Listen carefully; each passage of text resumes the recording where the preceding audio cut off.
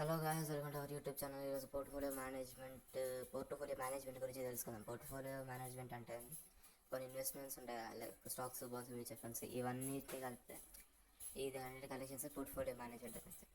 అంటే మనం రిస్క్తో పాటు రిటర్న్స్ కూడా తెచ్చుకోవచ్చు అన్నట్టు. దీన్నే మెయిన్ గోల్గా పోర్ట్ఫోలియో మేనేజ్మెంట్ అంటాం. ప్రతి ఒక్క ఇన్వెస్టర్కి డిఫరెంట్ గోల్స్ ఉంటాయి, రిస్క్ టాలరెన్స్ అని, టైం హారిజన్స్ అని. అయితే వాళ్ళ పోర్ట్ఫోలియోని రిస్క్తో పాటు రిటర్న్స్ కూడా మంచిగా తెచ్చుకోవడానికి ట్రై చేస్తాడు. డైవర్సిఫికేషన్ అనేది బాగా ఇంపార్టెంట్. డైవర్సిఫికేషన్ చాలా ఇంపార్టెంట్. డైవర్సిఫికేషన్ వల్ల లాసెస్ తగ్గి బాగా ప్రాఫిట్స్ వస్తాయి. అసెంట్ చాలా పూర్గా కాకుండా మంచిగా పర్ఫార్మెన్స్ చేస్తాయి.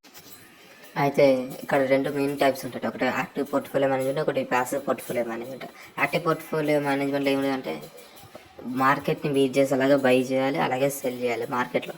అదే ప్యాసివ్ మేనేజ్మెంట్ అంటే నిఫ్టీ 50, ఎస్ఐపి అండ్ 500 ఇవి ఉంటాయి అనమాట. అసెట్ అలోకేషన్ అనేది పోర్ట్ఫోలియో మేనేజ్మెంట్ కూడా ఒక ఫౌండేషన్. ఇది ఒక ఈక్విటీలో, డెప్ట్ లేదా వేరే అసెట్స్లో ఎంత బాగా ఇన్వెస్ట్ చేయాలో డిసైడ్ చేస్తుంది. దాన్నే అసెట్ అలోకేషన్ అంటారు. రిస్క్ మేనేజ్మెంట్ ఇన్వెస్టర్స్ కాన్ఫిడెన్స్ లెవెల్ని పెంచుతుంది ఇన్వెస్ట్మెంట్స్లో. అదే రెగ్యులర్గా మనం మానిటర్ చేసేది అయితే ఫైనాన్షియల్ గోల్స్ రీచ్ అవుతాం దాని పోర్ట్ఫోలియో మేనేజ్మెంట్ వల్ల.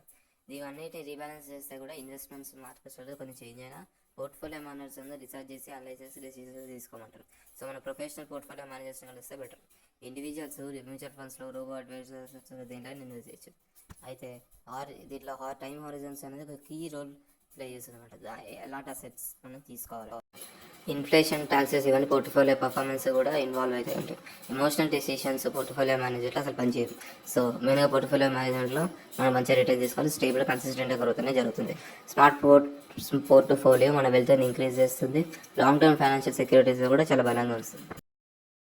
ఓకే ఫ్రెండ్స్, ఈరోజు మీరు కొంచెం మంచి ఇన్ఫర్మేషన్ తెలుసుకున్నారు అని అనుకుంటున్నాను.